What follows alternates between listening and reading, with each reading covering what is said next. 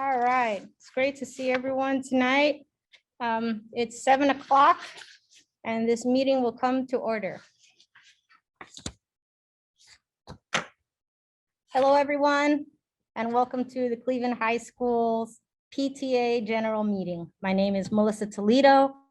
I am the Cleveland High School PTA President, and my daughter is a senior this year. We appreciate everyone joining us tonight, and we apologize in advance for any hiccups we may experience. For attendance, please feel free to sign your name in the chat and let us know how you're connected to Cleveland. Today is Wednesday, November 17, 2021, and we got a great program tonight, starting with the principal's report. We'll follow Principal Wadkins' report with two discussions. Vice Principal Sean Murray will chat with us about the Student Affinity Groups and student clubs at Cleveland. Then Commerce Cleveland High School Alumni Association President Ryan Brentley will chat with us about his group and how we can work together to further help the students at Cleveland. And again, if you have any questions, write them in the chat and those questions will get to me that way. After the discussions, we'll move on to PTA business with reports from our treasurers, membership, and volunteer coordinators. And we've also got some pretty exciting motions for additional grant funds to distribute to students. So if you hang out, you'll get a part of that discussion as well. And so I'd like to introduce Principal of Cleveland High School, JoAnn Wadkins. Once again, we thank Principal Wadkins and her team for their service to our children, and we appreciate her time for taking the time to come to our meeting tonight. And let me unmute you.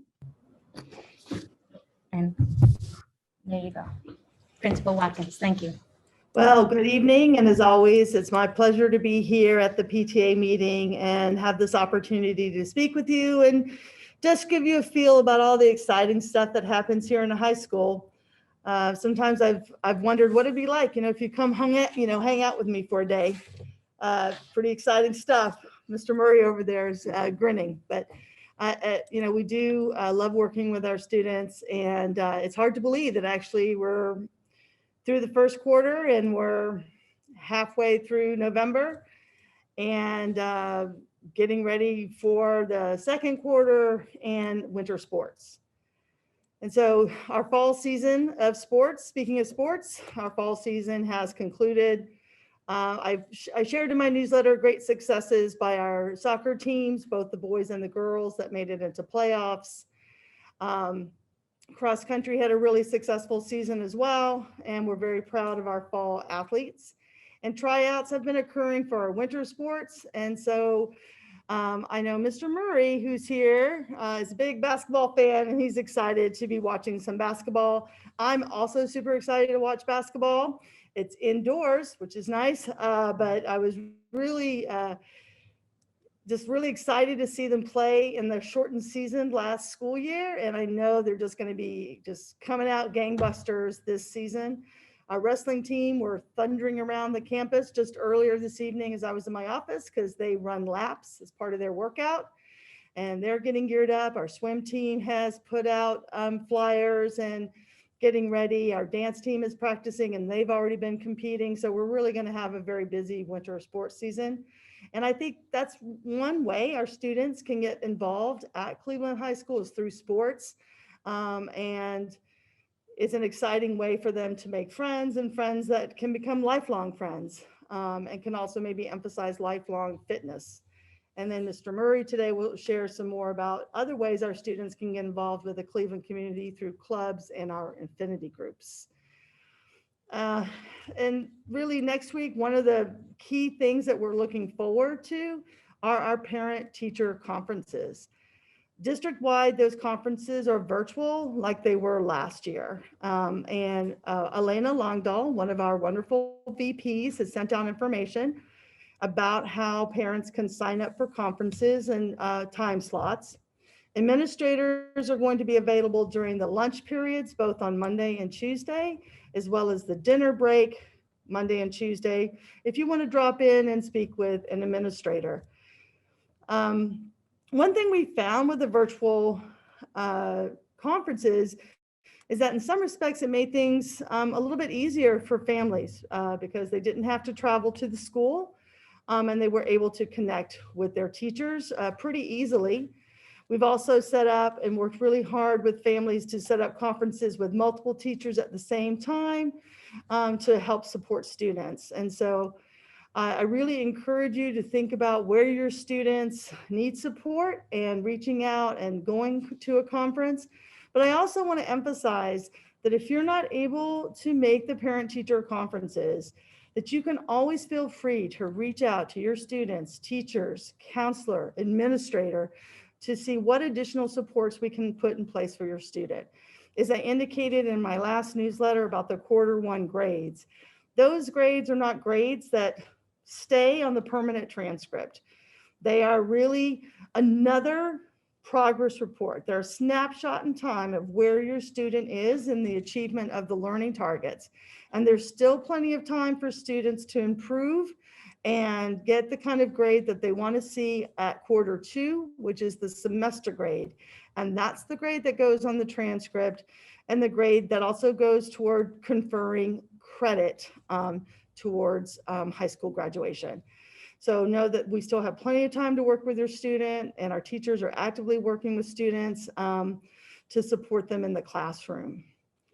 Last week, I don't know if your students had an opportunity to share with you, but we had a student forum that we held last Wednesday, actually, during the school day. And during the student forum, it was organized by our leadership students, Arlie and Moxie, and it was an opportunity for students to come and speak to the administration about concerns that they have about school climate and how they're doing in school, and to talk about the supports that they need and changes that they'd like to see happen at the school. Students that weren't able to speak could provide input to us via a note card, and we received many note cards in addition to really the eloquent speakers that we had at each of the forums.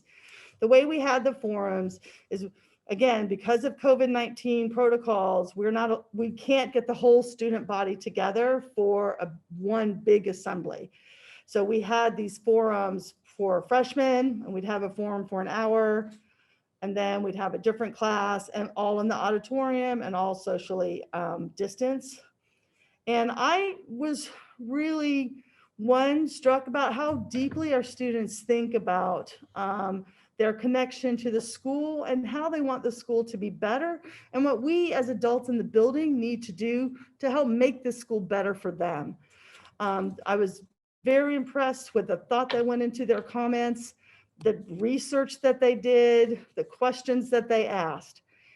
And we're going to be providing a response to what we heard from the students as just one of the steps in working with our students and our staff in making Cleveland a better place.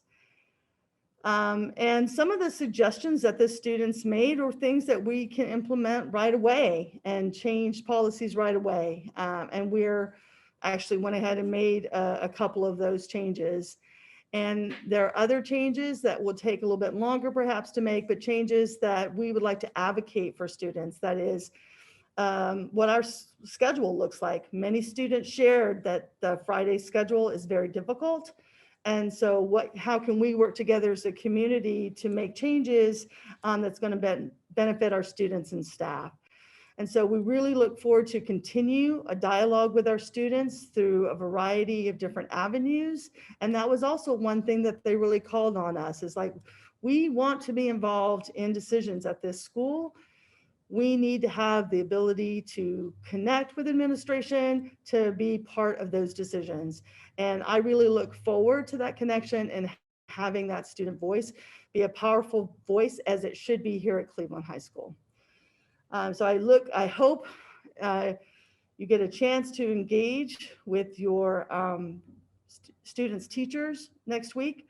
I also really hope that your families will have an opportunity to rest, to reconnect during the break. I know I'm looking forward to having a lovely dinner at my house with my family, and I wish the same for you. And as usual, I'm always looking forward to any questions that you may have. Usually Jan is here to remind me of things that I have forgotten to bring up. But if there are any immediate questions, that would be great. There was a question from the chat. Are there any meeting notes from the forum?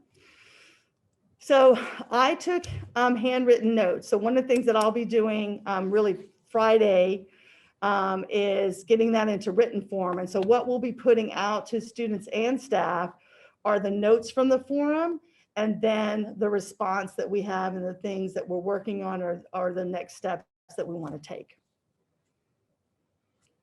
So you said that you were able to implement some of the ideas. Yeah. Can you talk about some of these items Oh, that sure. you guys have already worked on? Yes, so there were 2 classes. I want to say it was actually the freshman class. I'm actually looking at my notes that I took. Yeah. The freshman class, I want to say, and the sophomore class talked about the issue of dead naming, where a trans student is called by the name they were given at birth rather than the name that they are using now, and that can be very harmful for the student. And how this comes up is when we have substitute teachers, for instance, that are taking attendance, and they will call the names off of what is in our student information system. And the student information system includes the student's legal name. And sometimes students haven't changed their legal name yet.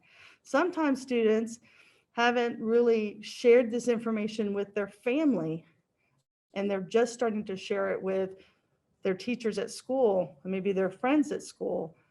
And so they made a really, I think, a very simple and elegant solution, which is just take attendance using last names. You know, and so we've actually, for all of our substitute teaching folders, because every substitute, when they come to school, they get a folder with the emergency plan, but also like the attendance sheets, right? And we have a big information sheet for them as when taking attendance, call all students by their last name. And then the sheets are printed last name first.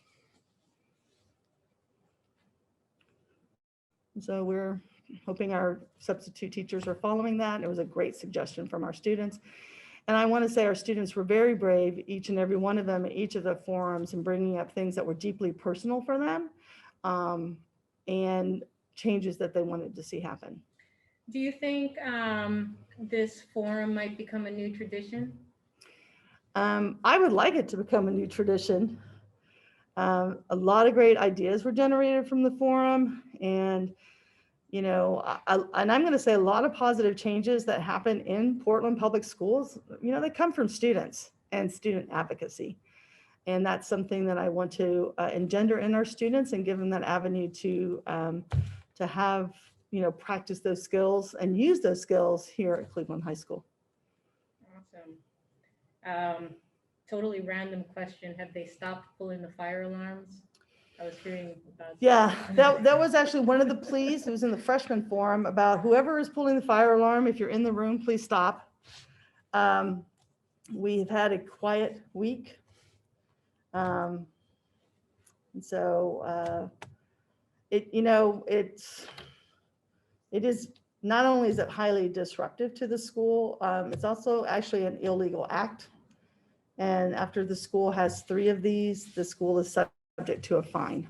Oh, Yes, interesting. yes. Did you get a fine?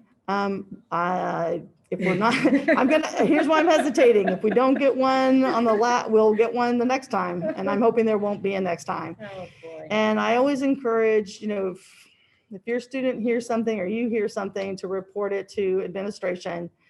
We know that the behaviors that students exhibit at school is because there is some need of theirs that's not being met. There's something is going on with that student, right? And so really what we want to try to do is figure out, hey, why are you not connecting with Cleveland?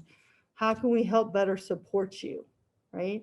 Because if you're connected to Cleveland and you feel supported, then those kinds of behaviors that are counter to building community don't happen, or they're reduced. So that's really what we're interested in. That's awesome. Well, I think, does anybody have any more questions for Principal Wadkins? I don't think we do. Principal Watkins, thank you again for coming by and giving us a report. It's always great having you. Well, it's always great being here. Have a nice evening. Thank you. Okay, I'm turning the chair over. Good night. Wow, next up to the mic. Come on. We've got Vice Principal Sean Murray with us tonight. How you doing? Hello there. And tonight we are going to talk about the student affinity groups and the student clubs at Cleveland High School. So thank you again for joining us tonight. Before we get to our topic at school, I want to ask you, because it's the first time we're talking here. It's like, how's the atmosphere at Cleveland? I mean, you're back at school, right? It's like we're almost done. The holidays are. Well, that part is great. I love it. I mean, this is my second year as an administrator, and I can say how challenging last year was as a 15-year teacher to go into a role and then not be able to interact with kids. I always had concerns moving into this role that the shift in how I would be perceived would be one of, how kids typically view administrators is not always the most positive. And it's been a nice shift. I think as a team, we're incredibly visible. We're in the hallways pretty frequently. I think all of us are enjoying the interactions we have with kids. It's interesting to see the shifts in different grade levels and the changes that maybe happened because of the pandemic.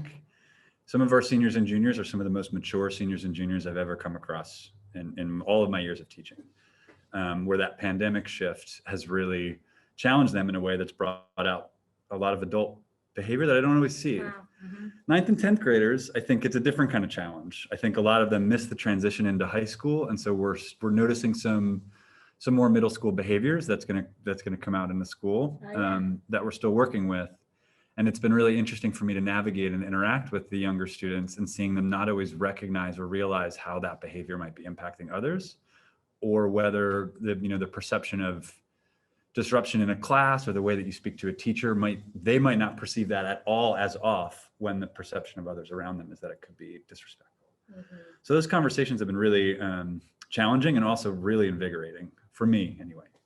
Because now you're having these conversations. Yep. Yay! Yep. 2 years into your administrative role, right? Awesome.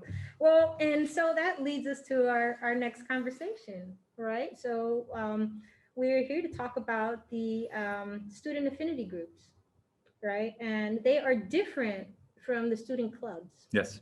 Right. And I think that what I want to do is I want to make sure that we really describe what the difference is here today, because I really didn't know what the difference was. Right. So let's start with talking about what the student affinity groups are. Right. Sure. Who are they? Yeah. So we have a really robust selection of affinity groups in this building. One of the challenges that I've heard as a teacher is very often from students is that sometimes this building can be very isolating in a variety of ways.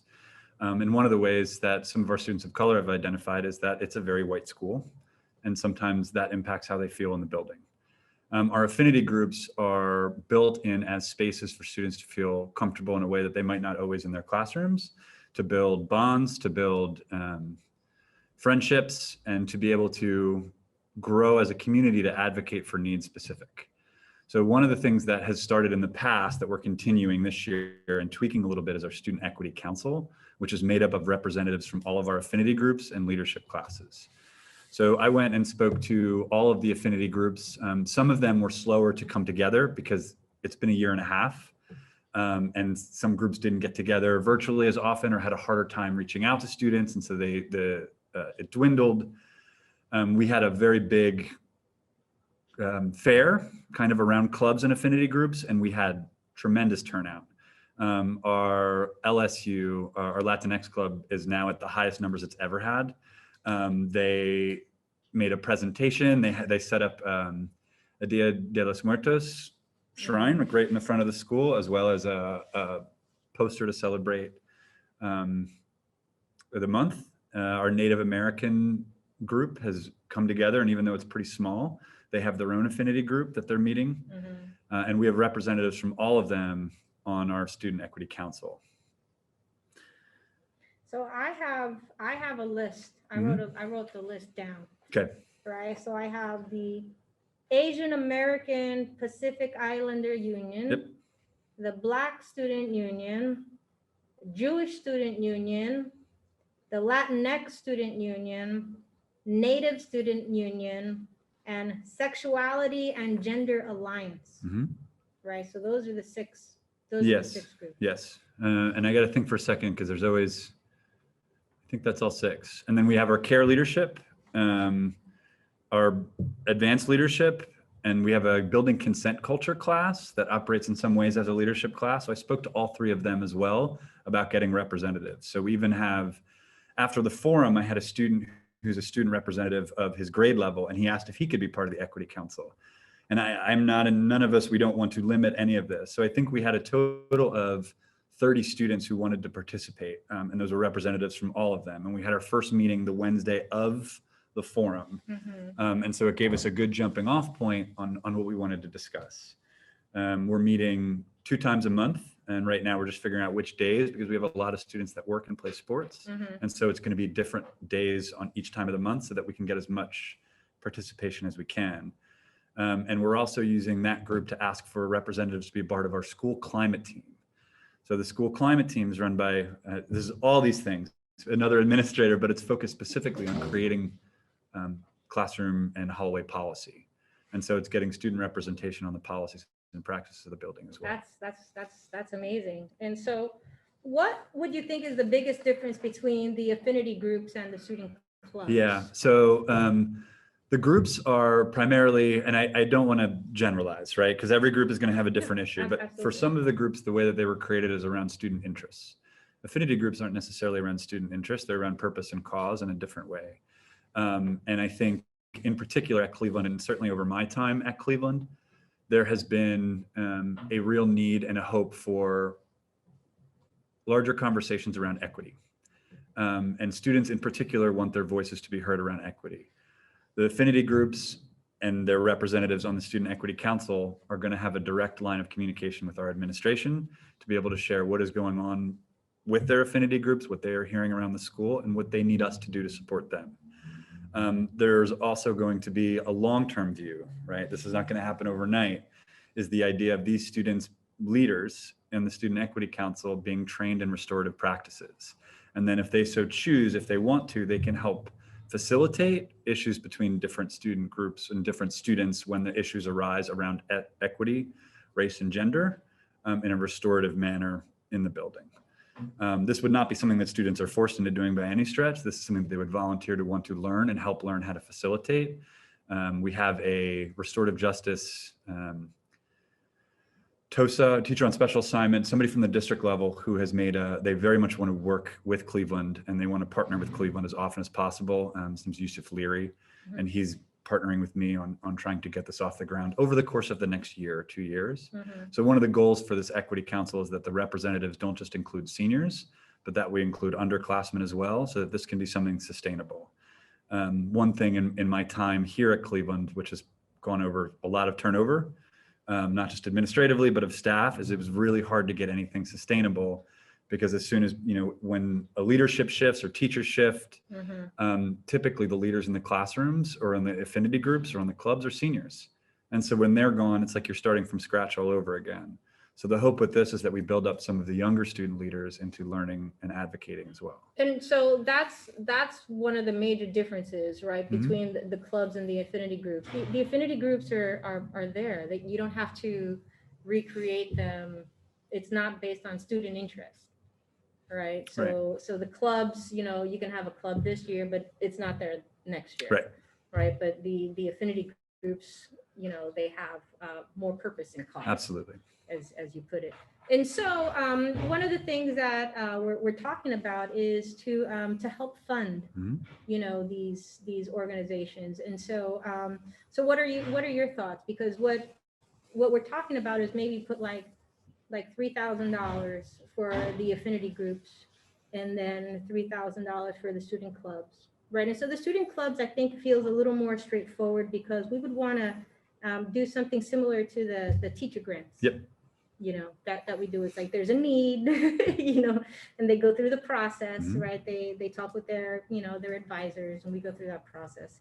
But the student affinity groups, right? That's a little more special. Yeah, and I brought this up with the students on Wednesday. So one of the first things we talked about, a lot of things about what student hope was for this and what the purpose was. And the students like the idea of us as an equity council kind of figuring out based on need of the affinity groups. And we don't know what that would look like, but it would not necessarily be an application per se, but there would be a process that is created by the students on how that money would go to the different student affinity groups based on need. So for example, around February, typically at Cleveland in the past, there's been an assembly that was put on by our tremendous care leadership students in our BSU. And there was the purpose of paying for a guest speaker or paying for some of those supplies. So that would be something that would take a larger chunk of money than potentially an outing for a group where they might need some gas money or some money for food, something like that. But everything would theoretically, potentially go through this council, through a process that we will develop as we go. I'm really thoughtful about, I think the goal for our administrative team is that this is very student driven, this group. One of the comments that we've heard in the past has been students feeling like they're brought onto a team and then they're dictated to by the adults on what the expectations are. And I know this group is excited about working together. It will be hard sometimes because it's a lot of different opinions, but coming together and figuring out what's going to be best for the whole. Absolutely. And there should be guidelines and there should be accountability. Yep. I mean, that's a part of the process. For sure. But we're really excited to take this to the next level. I'm glad you had a conversation with the kids about it. Of course. I mean, yeah, so let's see what happens at the end of this meeting, and we'll we'll let you know. That sounds good. Is there anything else? I think we're at the end of our time here, but is there anything else you want to let us know? Final words while we got you here. No, I think I'm okay. I'm open to questions, but I don't know if there are any at this point. Okay. Do we have any questions? Saying thanks for being an advocate for the students. Of course. Thank you. All right. Well, and I'm always open to questions if they're needed. All right. Thank you. Excellent. Well, thank you. Thank you so much for coming. All right. This is a strange thing to walk out of.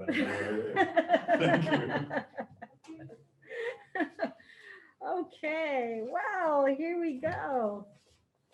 Our next guest is Ryan Brentley. Hello. Hello, Ryan. He is the president of our CCHS AA, which is the Commerce Cleveland High School Alumni Association. Yeah, that's right. That's right. Well, welcome, Ryan, and thank you for reaching out to the PTA. You're a new president.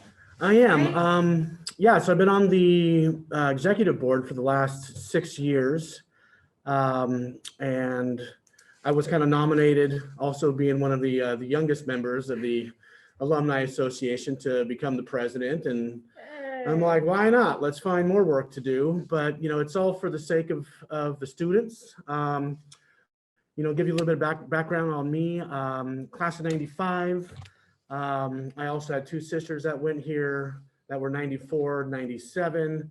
My sister, who was class of 97, has her picture up on in the main hall because she was the Rose Festival princess for that year, Robin Brentley, which was pretty cool.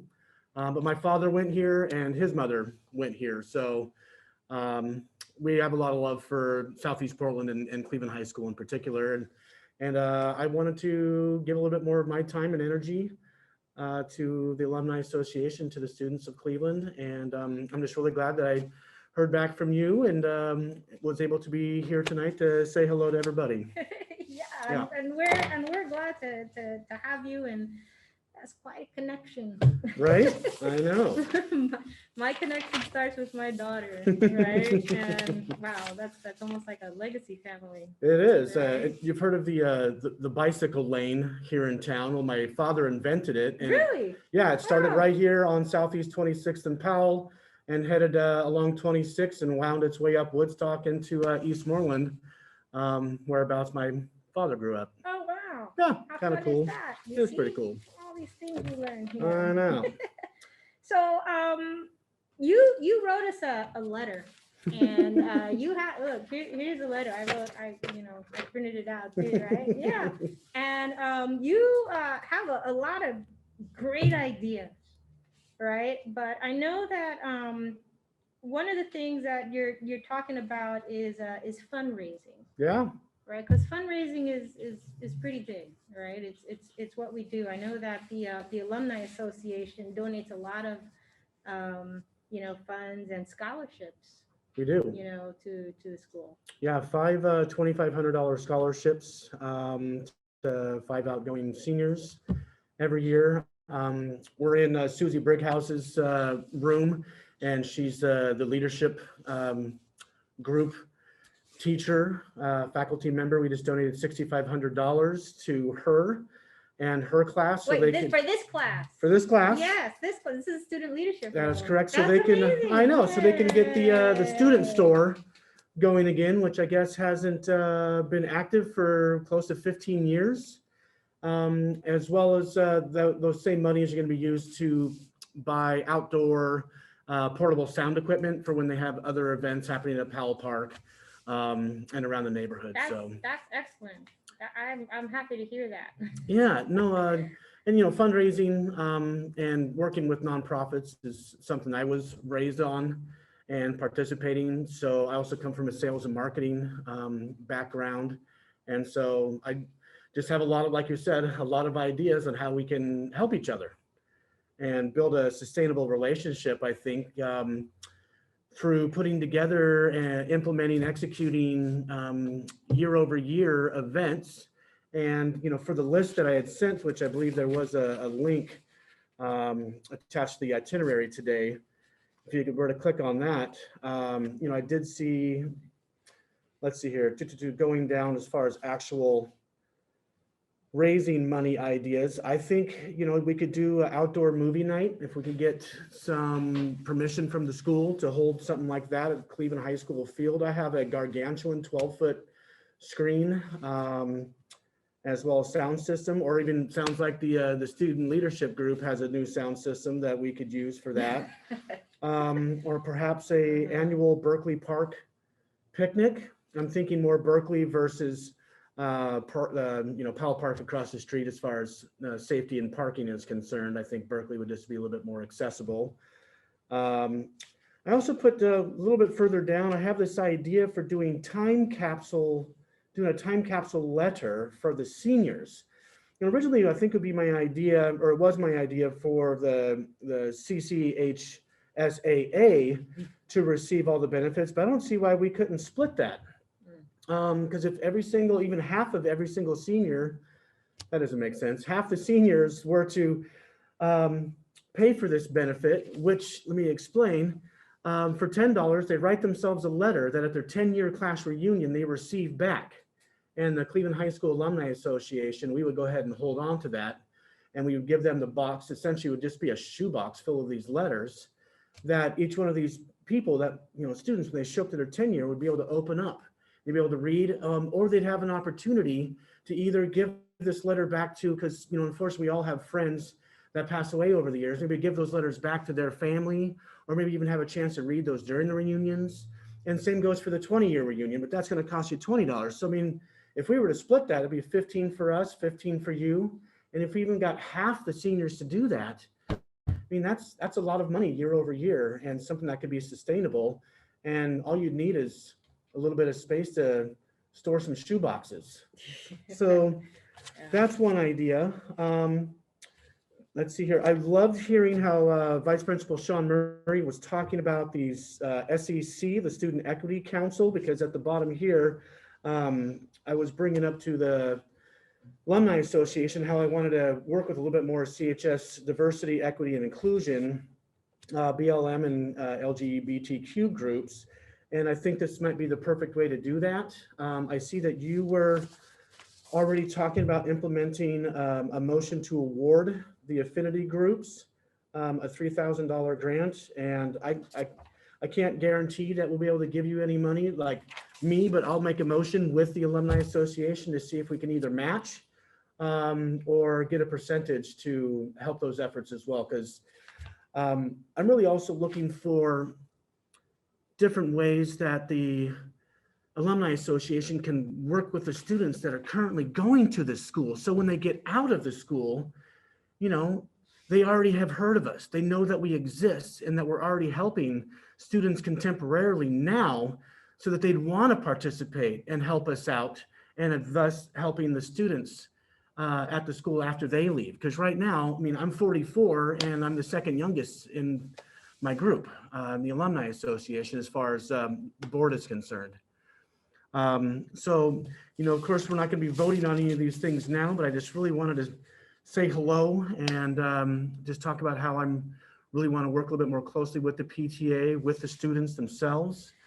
I wanted to ask if I could have permission, if you would be so kind, I guess is the PTA websites, to help advertise a donation drive that's going to be coinciding with the CHS Gives Back coming up. So on the weekend of December 4th and 5th at my home, which I'm just off of Johnson Creek, in between Johnson Creek and King Road. I'll get you all the information. I'm going to be doing a donation drive that's going to be directly benefiting what's called the Caring Closet here at Cleveland High School, which I hear is the first year that this sort of program is being either given a name or being implemented on the scale. Is that what you were talking about before? The money that you gave is that project called the Caring Project? No, that this is the student store is something different. This is something completely Okay. different. So yeah, the Caring Closet is going to be specifically for students in need,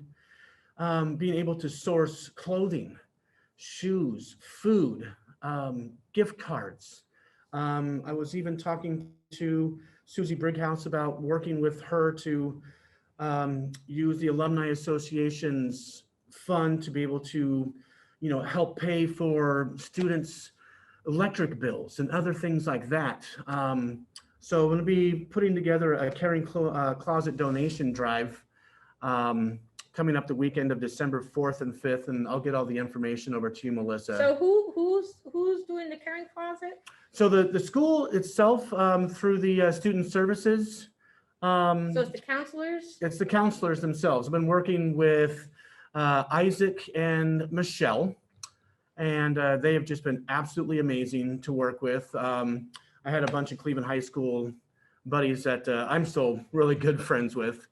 Speaking of sports and camaraderie to build lifelong friendships here at CHS, still my crew of friends is all the same people I went to school with. But I got a handful of those guys to come down and volunteer to help rearrange and set up the Caring Closet. And I'm not going to say that I was embarrassed to see the state. I just knew that we could do better as a CHS community to help these students in need.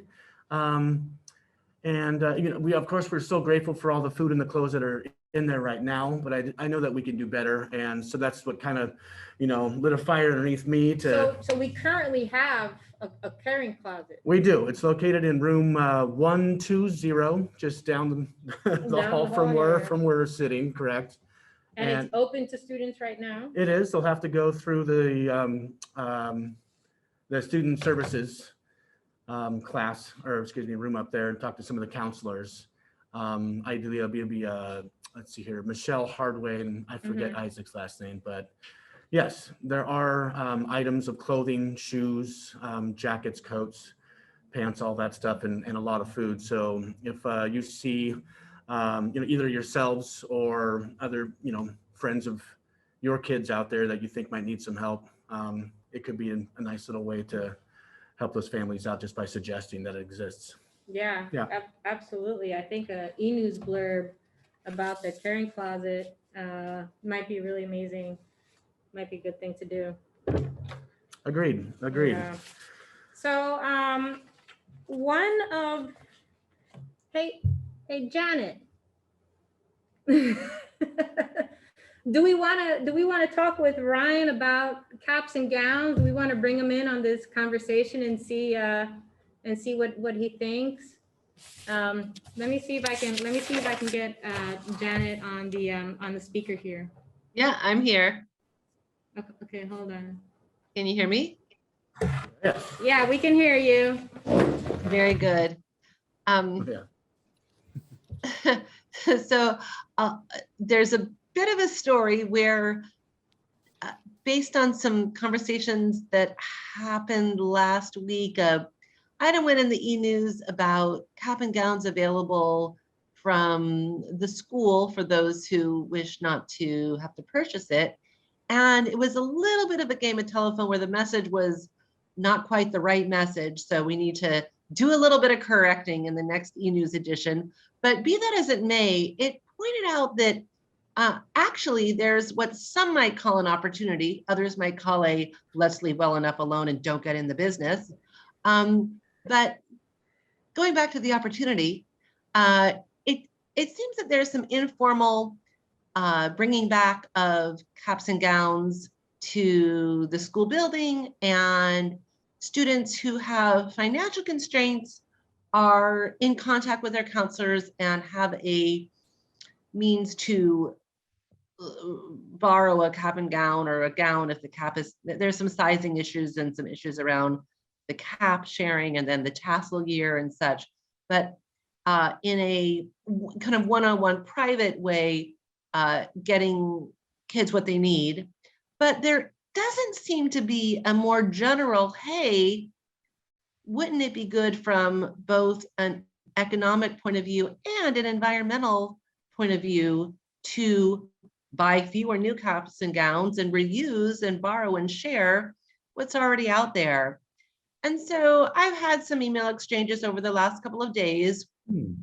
I really want to kind of bounce this back to Susie Brickhouse, and I feel like it could be a great student leadership opportunity to have the students lead and say, hey, you know, maybe it's not this year's seniors, maybe it's the current juniors that say, hey, let's make a real push to use, just like, I mean, these kids all go to the bins, you know, they get it. A lot of them get it. And the, you know, gimme for your credit card and buy more things for our seniors could maybe use a little revisiting. So from within the building, I hope there might be some interest in pushing this agenda. From where we all sit, PTA and alumni, is there some desire to do some messaging around this? I would like to say that, oh, what a great idea, but I'm getting a little pushback like, we don't have the space, we don't want to deal with it, we don't have the means to match up people with the right size, and this is really about those who have a financial constraint, a financial hardship. But in my view of the world, it has a much broader audience. So, you know, Ryan, I'd love to just get your thoughts on that, and I'll mute myself and let you share your thoughts. I'm currently penning a working document. It's not quite finished yet for, I guess, anybody at anybody at CHS to implement, to use. Essentially, it's going to be like a one-time kind of a donation form for different groups and services of Cleveland High School, classes, faculty members, to put a request into the Alumni Association. This is what we're looking for. Here's how much. Here's what the students are going to get out of it. You know, is this something that you're going to need year over year? So I'm almost finished with this document. We've been banding it about between the Alumni Association to make sure just the wording is proper and correct and whatnot. So as soon as I get that finished in the next few weeks, I will shoot that over to the PTA, and you'll just need to fill that out. It's going to go past our friends in the administration, JoAnn, Sean, most likely, Jan Watt, of course, who was my favorite teacher when I was here, to just make sure that there wasn't other funds that were supposed to be used for that particular effort. And then if it passes the administration, they're like, yeah, go for it, then we'll put it to a vote. The Alumni Association, I'm not saying we have a bottomless pit of money, but I was aghast to see how much we have We donate close to 25, 30 grand a year to the school. And, but we have like $259,000 in the bank. And I'm like, let's figure out how to make this money, make this, more money to help the students.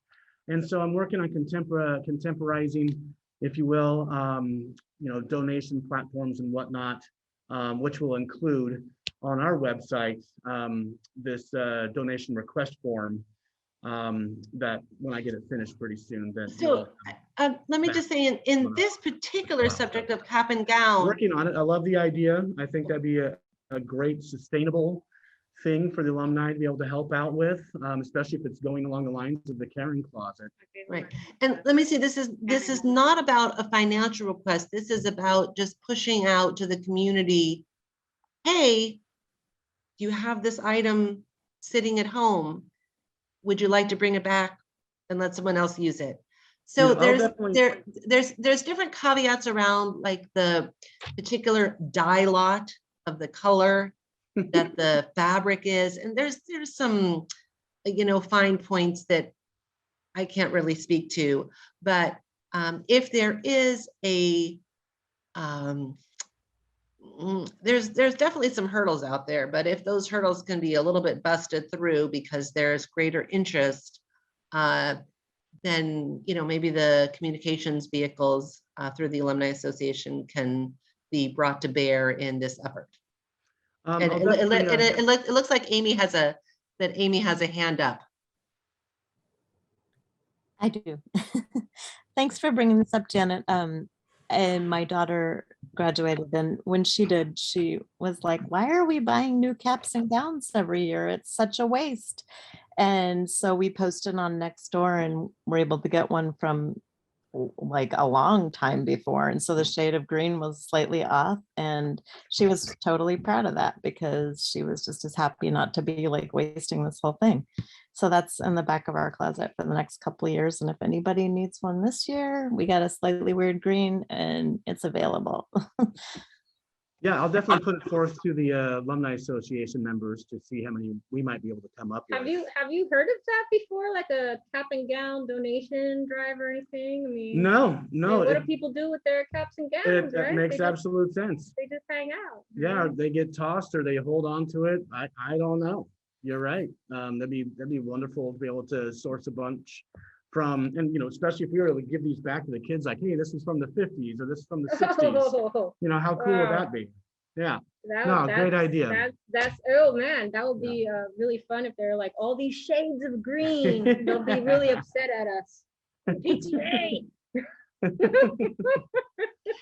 So there is some sensitivity around trying to snatch business from the Jostens rep, who has been a fixture for many years and a great resource to our school community, I'm told. And I don't know, not anything I have firsthand knowledge with, so I can't speak to that. But there's like some little third rail-y kind of things going on. Who knew? Yeah, Amy. Okay, let's not talk about the Johnsons. Yeah, we're gonna go there. So bringing it back, there's just one more thing I wanted to tell you. We do have a Give Lively platform. Yeah. And that is what we use for donations. And I know that you were saying that you're looking for platforms, and that could be a way that we can actually help the Alumni Association. We have this platform, and I want us to use it more, because that's what it's there for. The PTA site itself for donations, you go to Give Lively, and it's a platform that we're also making available like to student clubs, for instance, as well. Yeah. So if they want to go out and fundraise, just come to us and we'll set up a page. I like it. So yeah. Brian, I think our time is up, but thank you so much for contacting us, and it was amazing to meet you. It's our first conversation, and I know it won't be our last. So let's just keep let's keep talking. We'll talk offline, and just keep these projects going. Hopefully, there's some people that we're listening to what we're talking about today and can also get inspired, and join us and help give out some money, Yeah, and absolutely. make positive change, right? Okay, Ryan, thank you again. Hi, Lucretia. She was one of my favorite regulars a long time ago when I bartended here in town. Oh, very good. For business things, make For you sound like a business. lush, right? All for business. Just to clarify. Thank you. Okay, all right. Everybody give me one moment. I'm just gonna change some things here. All right. You can talk amongst yourselves for a second, all right?